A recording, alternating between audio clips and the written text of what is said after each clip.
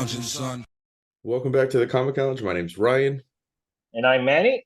and we are back again talking some new comics. It's been a little bit since I had Manny with me talking new comics, vacations, San Diego Comic-Con, so I'm happy to have him back talking some new stuff with me.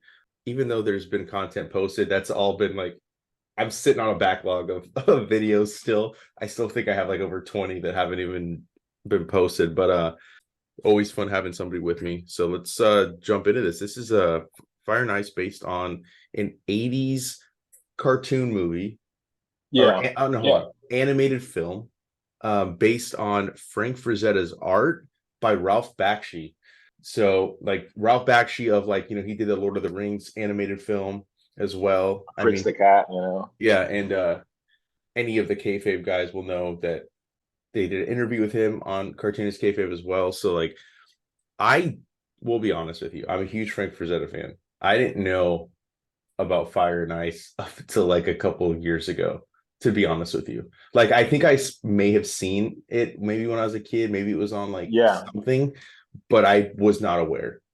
For me, like, I don't ever remember it being like one of these cable staples like so many of the 80's movies were.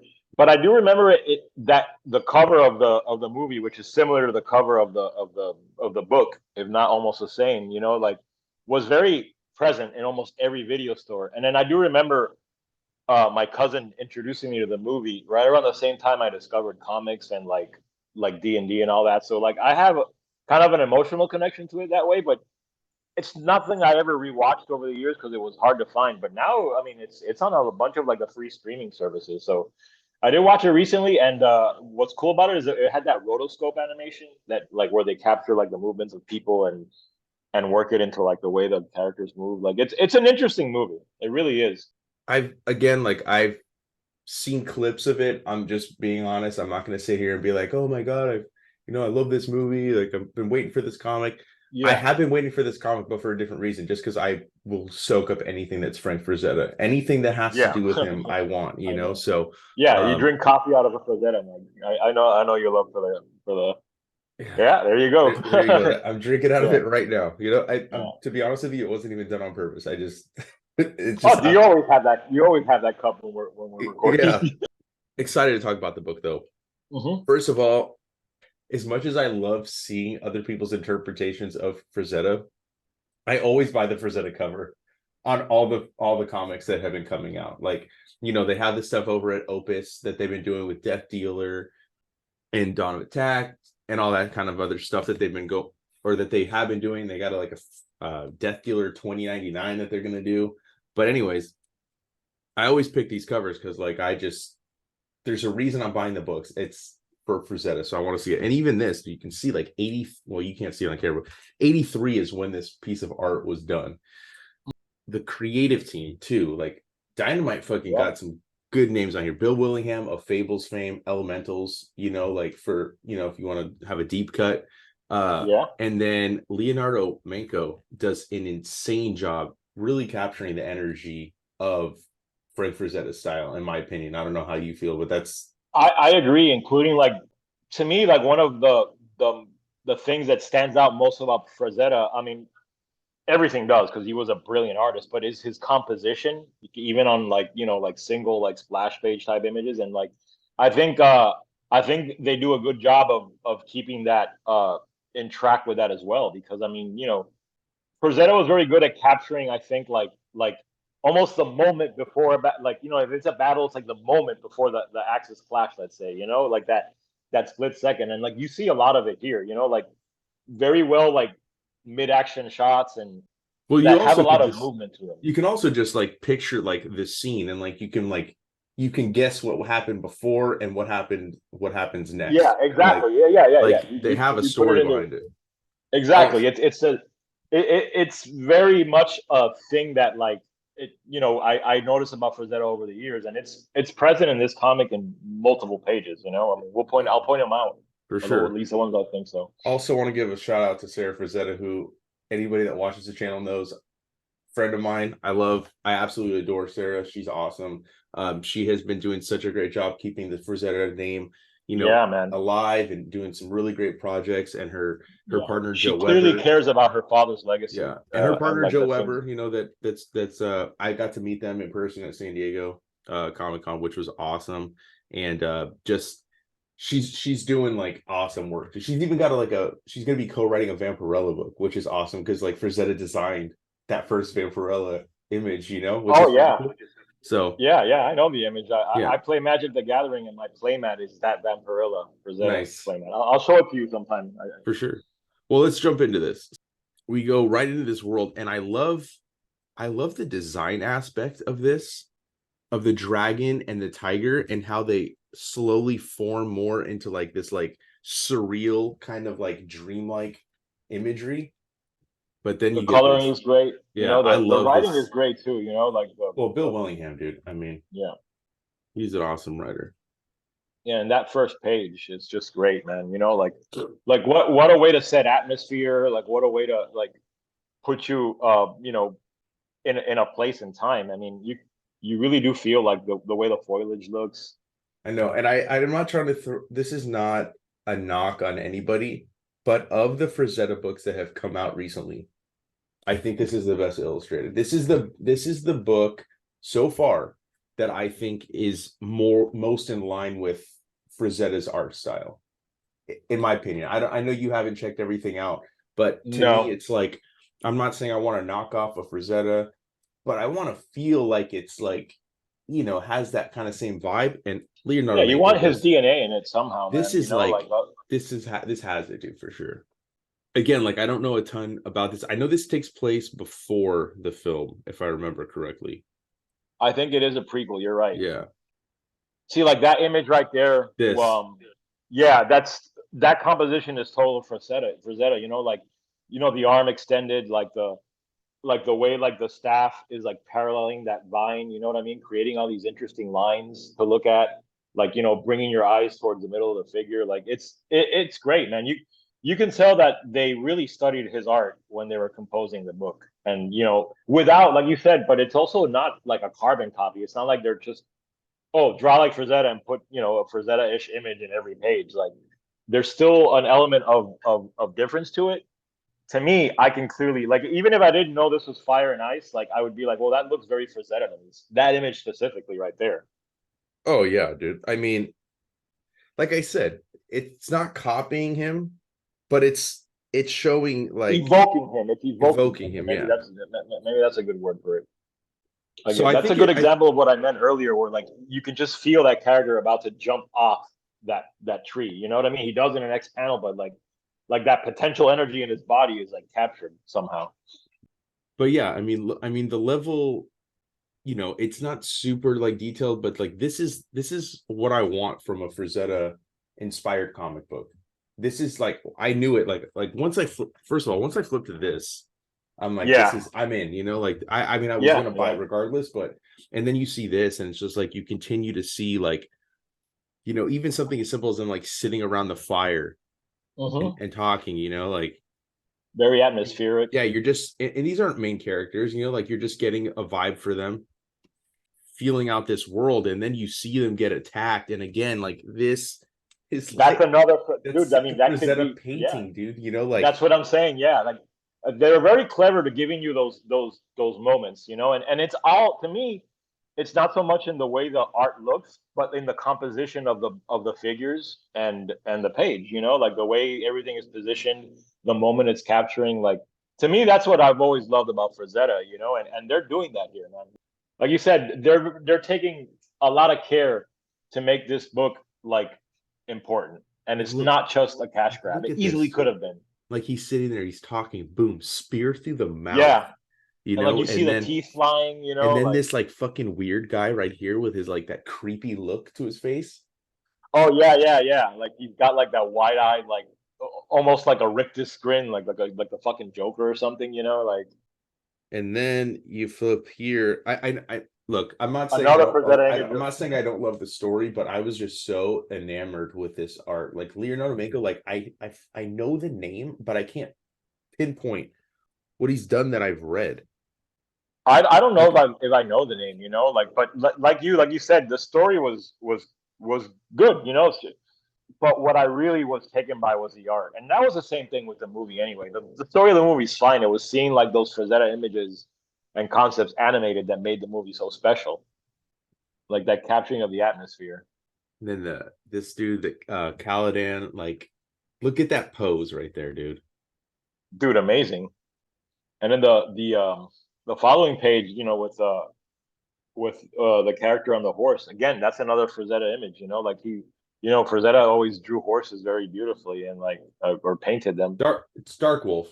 Yeah, the guy with the cowl. Yeah, the wolf Yeah, cowl. dude. Yeah. And then I don't know if you've seen it. I mean, I get the notifications, but they're making a Dark Wolf action figure that you can get Oh from the man. girls, and the fucking figure literally looks like, this is what's awesome about toys and statues now, is you can make it look exactly like an art style. I saw it at San Diego with Mateus Santaluco with his Ninja Turtles figures, like that looks like his drawing brought to 3D life, and now you can get a Frazetta figure. Like, it's awesome, dude. I love Dark Wolf's design, and again, like, even the way the horses are drawn, it's just amazing stuff, dude. Yeah, and the book also, the story serves as a really good introduction to the world. It's setting up who the players are, what the ongoing conflict is. So like, I mean, I know we haven't been talking much about the story, but a lot of it is, this issue is set up. So like, that's what I was gonna say. This is a lot of setup, but and like I also said when I told you guys I didn't really know the film that well. This is a great introduction to it, because like you can go back and watch the film. I think this project will stand on its own, because let's face it, I want to say, like, probably my generation, definitely maybe generations after, probably aren't as familiar with this. I mean, there's still people that I talk about Frank Frazetta, and it makes me sad, but they're like, who's that? Like, what do you mean? Like, he's responsible for so much influence on what you love. Like, Bill Sienkiewicz talked about, I got to go to a panel where they talked about this book, and Bill sitting right there next to Sarah Frazetta talking about, and Will Stout talking about how much of an influence Frazetta had on them. And Mike Mignola, I mean, another hugely influenced by Frazetta. It just trickles down, dude. If Bill Sienkiewicz is inspired by Frazetta, somebody's inspired by Bill Sienkiewicz, and it just keeps trickling. So if you trace it back, like, it's just like, he is one of the goats, in my opinion. Yeah, fantasy art, I think he is. All the Molly Hatchet rock covers album, you know what I mean? Like, he even did a poster for a Clint Eastwood movie. Frazetta was in more places than people realize, especially in the 70s. Like, I mean, I'd say that most people have seen Frazetta art and they don't even realize it. I think it's that omnipresent in pop culture. And then we go here, and like, we're just like zigzagging throughout to get all the players on the board. That's kind of what I felt.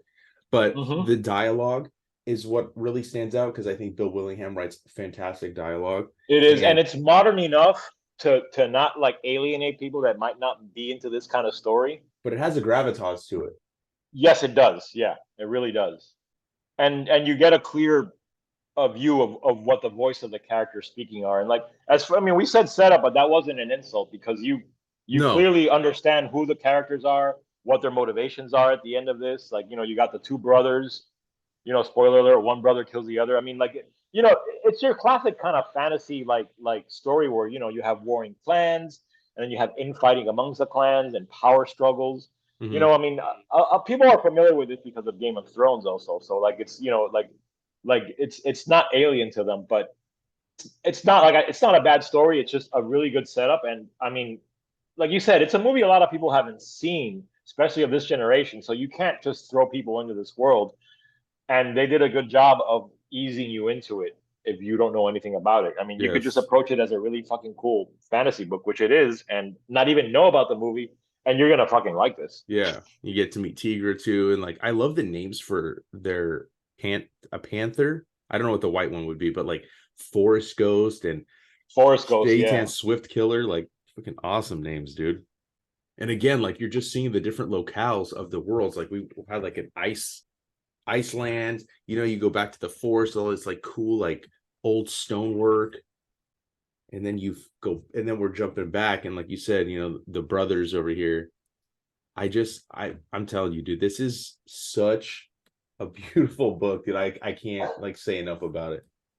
No, it's gorgeous, man. And it's not super gratuitous either, but like, you see, like, there's blood. There's like there is nudity, but it's not done in a way that like cheapens the book. Yeah, Like it's not a TNA book. You know what I mean? no. Which I think a lot of people, when they think fantasy art, sometimes they think that that's what fantasy art is. And I mean, there is an element of that, you know, because of like, you know, you focus a lot on bodies in this kind of art, but there's still a lot more to it than that. So like, it's not just gratuitous violence for violence sake. There's a good story here and like a beautifully crafted. I mean, Yes. we keep going back to that. You could almost read this like silently and it would still be beautiful. You know what I mean? Like without any word balloons or Wordless, anything. I yeah, mean, like, for sure. yeah, like wordless. Yeah, like it. That's how good the storytelling is. And I mean that's not solely on the artist because the writer has to give the artist the room to be able to do that. So this is like a creative team that's really synchronized, and they both have a very clear and unifying vision of what kind of book they're trying to do over here. No, I think I mean again, like I know that I'm mostly gushing over the art, but I'm just this is what I've been waiting for with the We've Frazetta talked about comic. it. You know, like I've Fantasy been comics too, you know, like yeah, there's just not enough fantasy, and I think that, like I said, there's a way to honor Frazetta and the Frazetta name without feeling like you're just a carbon copy, and I think that Manco does a great job, and I think Willingham, you know, is treating this story with a love and respect, you know, and it's cool to see like a big name attached, and that's not just, I'm not saying anything about the other writers that have written the other Frazetta books. I just think that they really put together a great creative team on this, building out this first issue and this world. I'll just kind of flip through. Look at this. I love that page. I was just looking at it myself. Like, just that's another Frazetta-ish sort of, you know, like action moment. You know, like you've got like look at the beautiful composition, the Like figure this in the center. I could see this being a Frazetta painting, like this Yeah, concept, right? Because like that's what he does. He'll get you right in the middle of a moment, yeah, and yeah. That's exactly what he does. like this creepy dude, like, oh my god, dude, the spear Yeah, right through his stomach. I like I love could it. see that image on the side of a van in the '70s, man. You know, like that's high praise. And I think that like I like the fact that it looks like a straight pencils to color style. Like there's no inking being done, because this is all, you know, but done by the Yeah, same person. It's not, it doesn't have a different color. It's like he's doing it all, and I think that that's why we're getting such a great artistic style. And then like you go through here, right? Like the face on that horse, dude. Oh my god. Yeah, I think it's great. Again, and then you see Dark Wolf jump in at the end. and that could be another painting too. You I know, mean, like dude, just a so I just want to like give a shout out. I don't know how this, I if I remember correctly, I feel like Nick Barucci might have reached out. He's the guy that runs Dynamite. I think he reached out to Sarah, if I remember correctly. If I'm wrong, you know, you guys can drop that in the comments. Such a great project. I'm so glad this exists. I hope that we get more after this initial miniseries, because this is such a great book, such a fun book. And then, like I said, in the back, we have the action figure that is available for pre-order at Frazetta Girls. Such an awesome design. You get all the different weapons, the different faces that you can put on the figure. And this is just the first of many figures that are going to be coming out. yeah. Just awesome, dude. I can't wait. And like I said, like, well, Dynamite always does a shit ton of covers, whether you like that or not. I'm not trying to knock it right now, but there's a ton. I mean, that's crazy. Yeah. But look at the artists they have on here: Bill Sienkiewicz, right? Joseph Michael Linsner, Mahmoud Asrar, Francesco Francavilla. And all of the people that are clearly also influenced by Frazetta. Like they're, you know, like I think for a lot of these artists, this was a labor of love. Like fuck yeah, you know what I mean? I'll do a cover for dude, guys, without you know? a doubt, without a doubt. So definitely worth every single penny of this book. Go pick it up. You know, check out the other Frazetta books too. If you're into Frank Frazetta, there is a line by Opus Comics that has some trades out, I believe. And make sure you follow us on social media. Our links are down below. Hit the subscribe button to be notified every time a new vid goes up. And on that note, we're out.